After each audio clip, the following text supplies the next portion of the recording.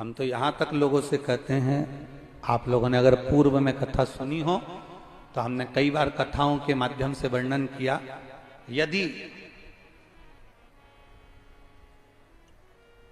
कोई प्रॉपर्टी का झगड़ा चल रहा है, कोई अदालत में पति पत्नी का झगड़ा चल रहा है, भाई भाई का झगड़ा चल रहा है, कोई नातेदार रिश्तेदार के माध्यम से कोई गलत तरीके से किसी ने अगर कोई केस लगा दिया, कोई प्रशासनिक कार्यवाही चल रही है, तो शिव महापुराण में हमने पहले भी वर्णन किया, आज फिर कहते हैं, एक बेलपत्र, एक शमी पत्र, एक दुर्वा और एक कनेर का पुष्प, मुख से बोलिए, एक बेलपत्र, एक शमी पत्र, एक दुर्वा, एक कनेर का पुष्प और एक अक्षत आखा, इनको रखकर रंगेश्वर महादेव, कुंदकेश्वर महादेव और चंपेश्वर महादेव, इन तीनों का स्मरण कर कर जब हम बेलपत्री के पेड़ के नीचे मट्टी का ढेला बनाकर, मट्टी का पार्थिव शिवलिंग बनाकर उसी पर ये समर्पित कर देते हैं और उसी शिवलिंग को दीप दिखाने के बाद में उसी शिवलिंग का विसर्जन कर कर ये चढ़ी हुई बेलपत्र, शमी पत्र, दुर्वा, कनेर का पुष्प, अक्षत का दाना, इसको हम लेकर वापिस सजाएं और कैसा भी प्रशासनिक तकलीफ चल रही हो, लगभग 20 दिन इंतजार करना, 21वें और 22वें दिन बाबा चाहेगा तो निर्णय आपके पक्ष में ही आएगा, ये निश्चितता। रंगेश्वर महादेव विजेता का प्रतीक है।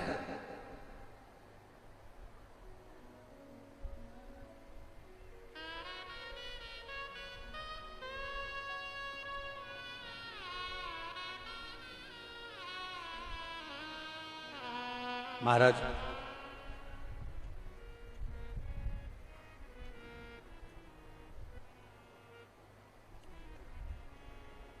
कल हमको माननीय कमल जी ने बहुत बहुत साधुवाद देंगे और सौरभ जी को हम धन्यवाद देंगे कि कल ट्रैफिक इतना जाम था, पर जैसे ही कमल जी के पास, सौरभ जी के पास में, सौरभ अग्रवाल जी के पास में और इनके पास, इन्होंने कहा गुरुजी बरसाना चलेंगे, हमने कहा दर्शन हो जाए राधा रानी के, इससे बढ़कर सुख और क्या चाहिए। और हमारे मन में बहुत दिन से था कि बरसाना जाए, राधा रानी का दर्शन करें और वहां ब्रज की धरोहर, ब्रज रच की पूंजी, ब्रज रच की धरोहर और ब्रज रच का सुख श्री संत शिरोमणि श्री विनोद बाबा जी वहां बरसाने में विराजते हैं। तो मन में आया, हमने इनसे कहा जब बरसाना राधा रानी का दर्शन करने जा रहे हैं तो मन है कि वहां पर परम रसिक श्री विनोद बाबा जी रहते हैं, हम एक बार उनका भी दर्शन करना चाहते हैं।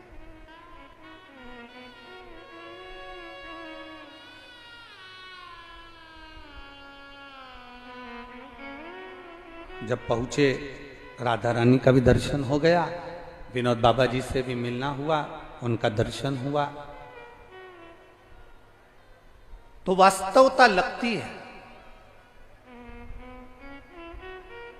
कोई पूछे तुमसे कि संत का दर्शन क्यों करना चाहिए, शिव महापुराण की कथा कहती है, संत जितनी माला जपते हैं, संत जितना स्मरण करते हैं, संत जितना राधा कृष्ण शिव राम जिसका भी स्मरण कर रहे होते हैं, उन संत की कृपा की दृष्टि और उनके मुखाग्रविंद का मात्र दर्शन हो जाए तो जीव का कल्याण तो वैसे ही हो जाता वैसे।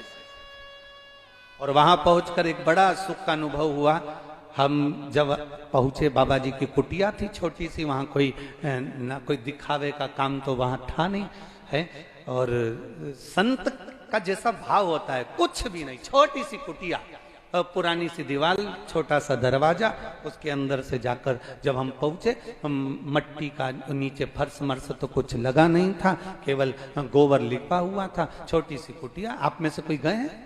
आप लोग गए हैं विनोद बाबा जी के दर्शन करने के लिए? तो वहां छोटी सी कुटिया, अंदर जाकर हम जब पहुंचे और पहुंचने के बाद मन में बहुत बड़ा भाव था, बहुत बड़ा भाव था। हमने सुना था कि जो बहुत भगवान की भक्ति में डूबे होते हैं, राम कृष्ण की भक्ति में डूबे होते हैं, जो राधा रानी की भक्ति में डूबे होते हैं, जो देवी जी की भक्ति में डूबे होते हैं, जो दत्त की भक्ति में डूबे होते हैं, जो भगवान की अविरल भक्ति में डूबे होते हैं, उनको वो भक्ति शंकर के द्वारा प्राप्त होती है। तो हमारे मन में था एक बार प्रश्न करा जाए बाबा जी से कि आप राधा जपते हैं, आप कृष्ण जपते हैं, राम जपते हैं, क्या कभी आपने शिव भक्ति का भी स्मरण किया है? पर हमें मालूम पड़ा था कि बाबा जी उस समय पर तो मौन रहते थे, उस समय मौन का समय था उनका, और मौन व्रती थे उस समय पर। रात्रि के समय पर उनका मौन व्रत छूटता तो हमको आना था, तो हमारी बात नहीं। पर उनके जो शिष्य हैं, हमने उनसे पूछा कि हमारे मन में एक संशय है, आप उसका उत्तर देंगे? ये सौरभ जी के सामने की बात है, कमल जी के सामने की बात है, आप उसका उत्तर देंगे? उन्होंने कहा बोलिए महाराज जी। हमने कहा ये बताओ कि हमने आज तक जितनी पुराणे पढ़ी, जितने शास्त्र पढ़े, उसमें लिखा है कि राम शिव की भक्ति देते हैं और शिव राम और कृष्ण की भक्ति देते हैं। तो हमें यह मालूम करना है कि बाबा जी राधा कृष्ण की, भगवान राम कृष्ण की भक्ति करते हैं, तो क्या इन्होंने कभी शिव की आराधना करी है? बस इतना सब पूछना है। तो उनके शिष्य हमको विनोद बाबा जी जिस परम पूज्य संत शिरोमणि जिस शिवलिंग का पूजन करते हैं, उस शिवलिंग के पास में ले गए और कहा महाराज जी, बाबा जी आज से नहीं, पूरे ब्रज के वनों में जहां जहां रहे, उस वन में उन्होंने जब तक शंकर को एक लोटा जल नहीं चढ़ा लिया, तब तक वो कुछ लेते ही नहीं, भगवत भजन में ही लीन रहे। प्रतिदिन का नियम है उनका, एक लोटा जल देवाधिदेव महादेव को समर्पित करना, प्रतिदिन का। और आपको कभी मौका मिले, आप कभी बरसाना जाएं और पूज्य गुरुदेव के कुटिया में जब आप प्रवेश करें, तो आप वहां जाकर उनके शिष्य से जरूर एक बार कहना कि जो बाबा जी जिस महादेव को एक लोटा जल चढ़ाते हैं, वो महादेव का दर्शन एक बार हमको भी जरूर कराओ। वो महादेव साधारण नहीं हो सकते जो राम और कृष्ण की अविरल भक्ति आपको प्रदान की, सहजता नहीं हो सकती। एक संत का भाव, संत का दर्शन जीवन का एक सुख है, जिनके मुख से दिन रात राम और कृष्ण का नाम निकलता हो, राधे राधे निकलता हो। तो शिव महापुराण की कथा कथी है। लोग कहते हैं गुरुजी ऐसा करने से ऐसा हो जाता है, हम कहते हैं कर कर देखिए, पत्र देखिए बड़ा सुंदर है। अभी हम पत्र ज्यादा पढ़े नहीं हैं,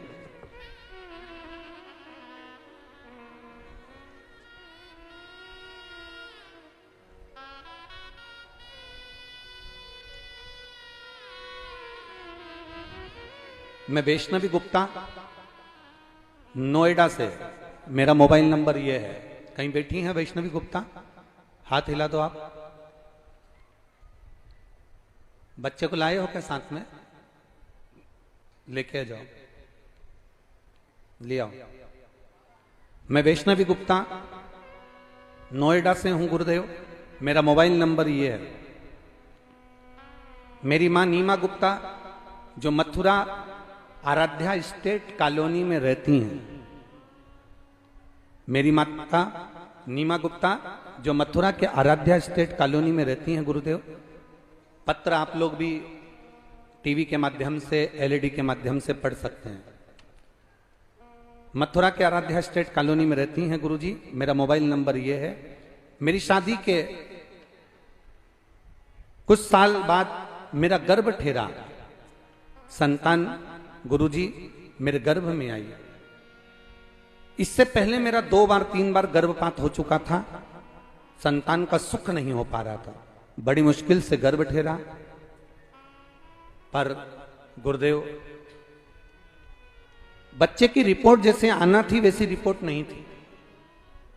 बच्चे के सिर में गांठ थी और बच्चे की दोनों किडनी बेकार थी। अल्ट्रासाउंड में बताया गया कि बच्चे की दोनों किडनी बेकार है, इस बच्चे को मत रखो, इस बच्चे के सिर में गठान है। बच्चे का जो लीवर है उस लीवर पर सूजन है। यह बच्चा नॉर्मल नहीं होगा, यह बच्चा मंद बुद्धि होगा और यह बच्चा हाथ पैर से विकलांग रहेगा।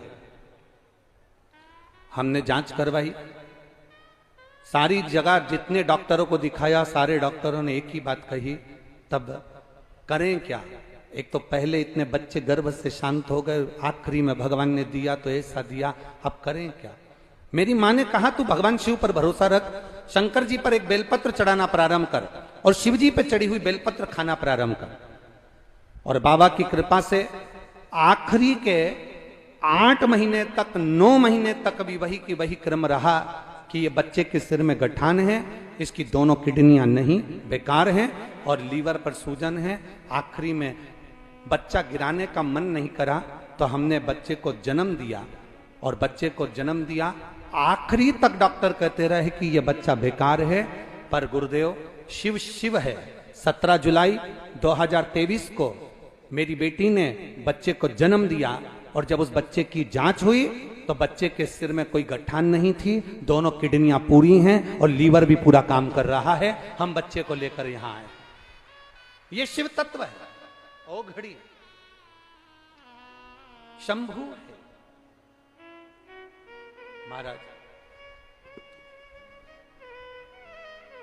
तेरी कृपा बिना न हिले एक भी अणु, ले सांस तेरी कृपा से तनो तनो, बखान क्या करूं मैं राखों के ढेर का, चपटी बबूत वे खजाना कुबेर का।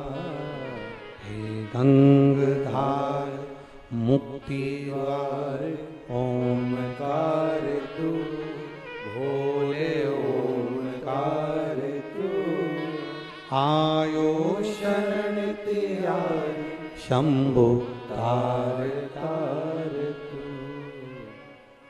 तेरी कृपा बिना न हिले एक भी अणु, तेरी कृपा बिना न हिले एक भी अणु, लेते हैं श्वास तेरी कृपा से तनु तनु, लेते हैं श्वास तेरी कृपा से तनु तनु। हे गंगाधार मुक्ति द्वार ओमकार तू, भोले ओमकार तू, आयो शरण तिहार शंभु तार तार तू, आयो शरण तिहार शंभु तार तार तू।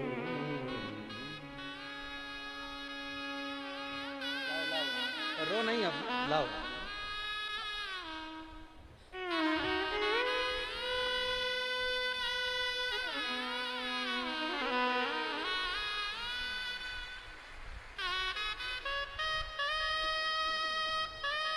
दोनों मत रो, अब दो ही मत रो, बिल्कुल मत रोइए। अब तो बाबा ने अच्छा दिया है ना, शिव कृपा।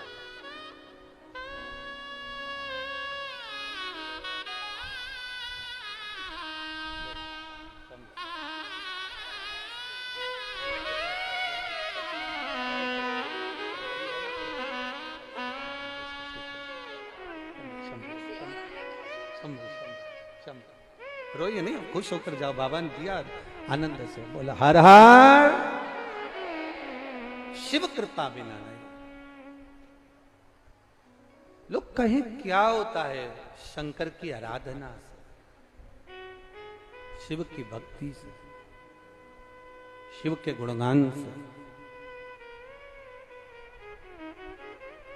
कभी हम कहेंगे, कभी मौका मिले जिंदगी में और सब जगह से ठोकर मार दी गई हो और सबने जब हाथ छोड़ दिया हो, सबने ठोकर मार दी हो, सबने हाथ अगर छोड़ दिया हो, तब एक बार मेरे देव अधिदेव महादेव के चरणारविंद के अंदर जाकर जरूर बैठना, उसके चरणों में जाकर जरूर।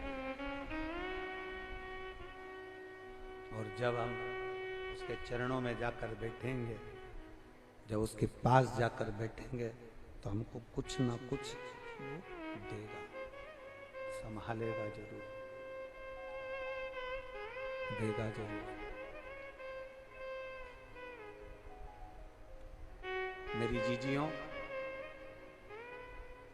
और मेरे ब्रज के जीजाओं, आप सब लोग आए जरूर हो, इस कथा के अंदर बैठे हो। सुभाष चंद्र अग्रवाल जी और सौरभ जी अग्रवाल जी इस कथा को करवा जरूर रहे हैं, पर हम तो कहते हैं यजमान यजमान नहीं रहता। जो शिव महापुराण की कथा को करवाता है वो स्वयं शंकर का एक रूप होता है, जो शिव महापुराण की कथा को करवा लेता है।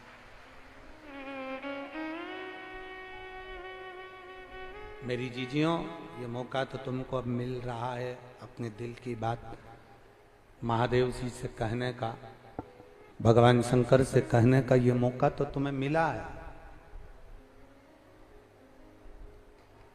आप दिल से जब देवाधिदेव महादेव से कहेंगे तो वो दिल से सुनेगा। मेरे कृष्ण ने, मेरे ठाकुर जी ने बलराम जी से कहा, तुम चिंता मत करो, ये मरेगा कंस और इसको मारूंगा, ये मरेगा।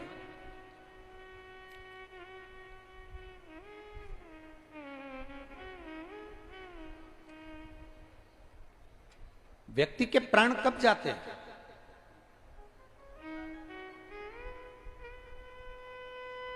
रावण के पास में 9 ग्रह थे, देवता भी थे, बंधी बने हुए थे, सब कुछ था, सोने का महल, सत्ता, वैभव, सब कुछ था। आखिरी में रावण का अहंकार रावण को मार दिया। रावण का अभिमान रावण को समाप्त कर दिया।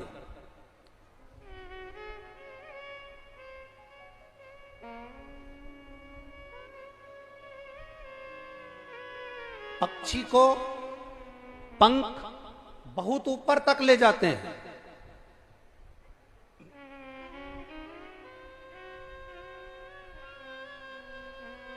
पक्षी को पंख बहुत ऊपर तक ले जाते हैं।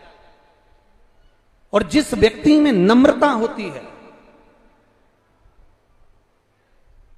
जिस व्यक्ति के अंदर नम्रता थोड़ी बहुत भी है, उस व्यक्ति को परमात्मा भी हाथ पकड़कर बहुत ऊंचाई तक लेकर जाता है। रावण की नम्रता समाप्त हो गई थी और कंस की नम्रता समाप्त हो गई थी।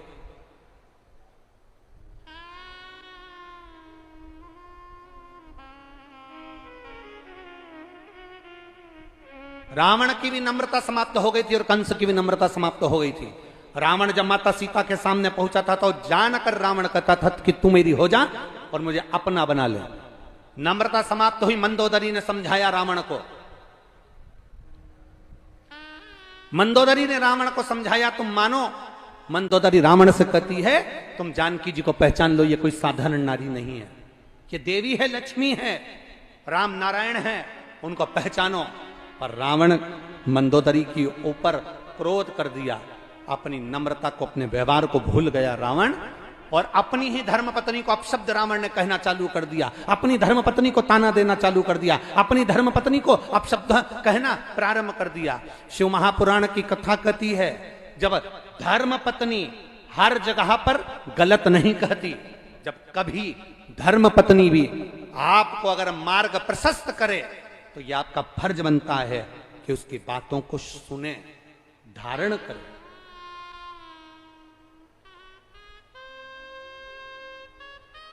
जरूरी नहीं कि वो आपके लिए कुछ गलत सोचेगी ना, कुछ श्रेष्ठता भी वो आपके लिए रखेगी।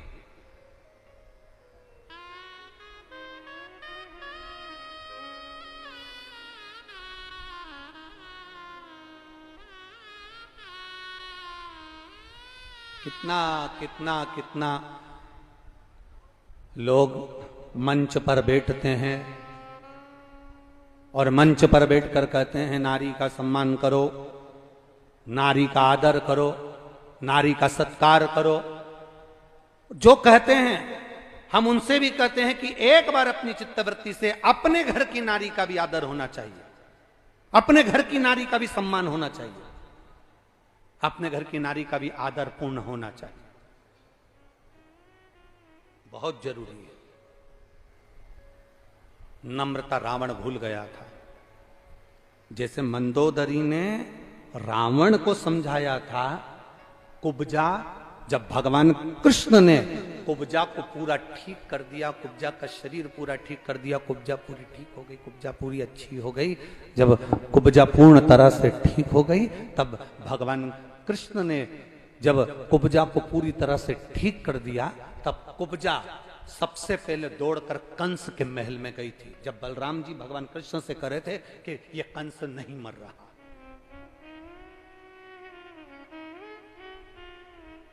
बड़ी सुंदर रूप रखी कुब्जा ने, बड़ी सुंदर।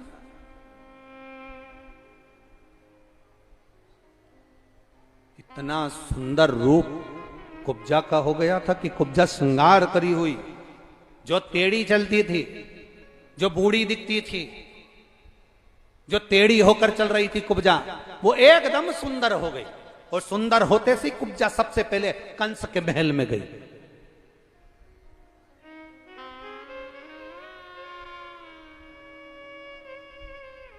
और कुब्जा कंस के महल में पहुंचते से ही राजा कंस को चिल्लाती हुई जा रही है, महाराज की जय हो, महाराज की जय हो, महाराज की जय हो।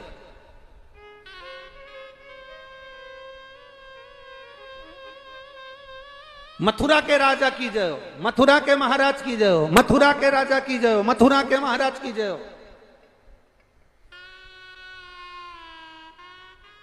अरे जितने लोग कुब्जा का जय जयकार सुन रहे थे वो सब कुब्जा पर चिढ़ रहे थे।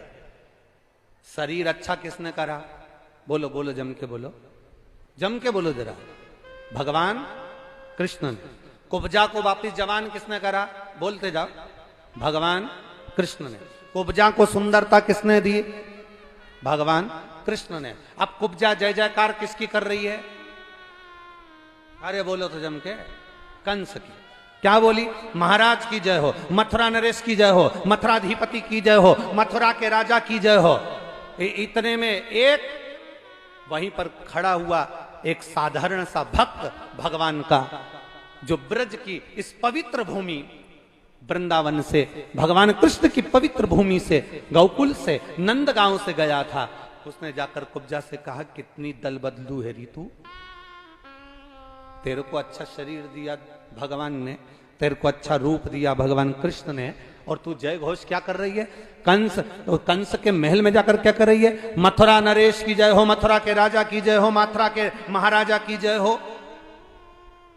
अरे तेरे को तो जय घोष करना थी, कृष्ण भगवान की जय हो, बाल कृष्ण की जय हो, नंद के छोरा की जय हो, यशोदा के लाला की जय हो। तुझे तो जय घोष ऐसा करना चाहिए। अरे कुब्जा ने कहा, तुम सब मुझे समझोगे नहीं।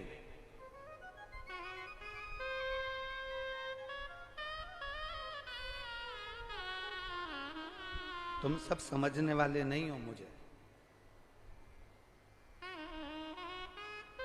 कुब्जा कहने लगी, मैं राजा कंस के महल में राजा का जयकारा नहीं कर रही हूं, कंस का। मैं तो जो नया राजा बनने वाला है जय घोष उसका कर रही हूं। मैं क्या इसका जय घोष करूंगी? चुनाव का समय चल रहा है, झंडा किसी का भी लेकर चलते हैं लोग, और किसी का भी झंडा लेकर चलो मना नहीं है, पर आखिरी में इतना अंदाजा जरूर लगा कर रखना अपने को कि सनातन धर्म को ठेस ना पहुंचे, बस इतना अंदाजा अपनी बुद्धि में और अपने चित्त में लगाकर चलना। सनातन धर्म को ठेस ना पहुंचे, चिल्ला रहे राजा की जय हो, मथुरा नरेश की जय हो, मथुराधिपति की जय हो, मथुरा के राजा की जय हो, मथुरा के महाराजा की जय हो, चिल्ला रहे मथुरा नरेश की जय हो। परंतु यहां कुब्जा ने कंस का नाम नहीं लिया। हमेशा रोज बोलती थी कंस महाराज की जय हो, मथुरा के राजा कंस की जय हो। आज कंस नहीं बोला कुब्जा ने, आज मथुरा नरेश की जय हो, मथुरा के राजा की जय हो। अब कंस के पास पहुंची तो कंस ने कहा इतनी सुंदर स्त्री, इतनी सुंदर नारी, ये कौन है? तो इतने में किसी ने कहा ये कुब्जा है, कुब्जा। तो कि ये तो टेढ़ी थी, सीधी कैसे हो गई? किसी ने कहा महाराज दीवाल पे कील को ठोको ना, जो दीवाल पे कील को ठोकते हैं तो कील टेढ़ी हो जाती है। पर कील कब तक टेढ़ी है? जब तक वो सही जगह नहीं ठुकी। दो ईंट के बीच में एक दर होती है और वो प्लास्टर से छुपी होती है, पुट्टी लगी होती है। ठोकने वाला यहां कील ठोक कर देखता है टेढ़ी हो गई, यहां ठोक कर देखा टेढ़ी हो गई, कील को तीसरी जगह ठोक कर देखा, दो ईंट के बीच में सरंग दर में जब वो कील लगती है तो वो कील टेढ़ी नहीं होती, पूरी की पूरी समाहित हो जाती है।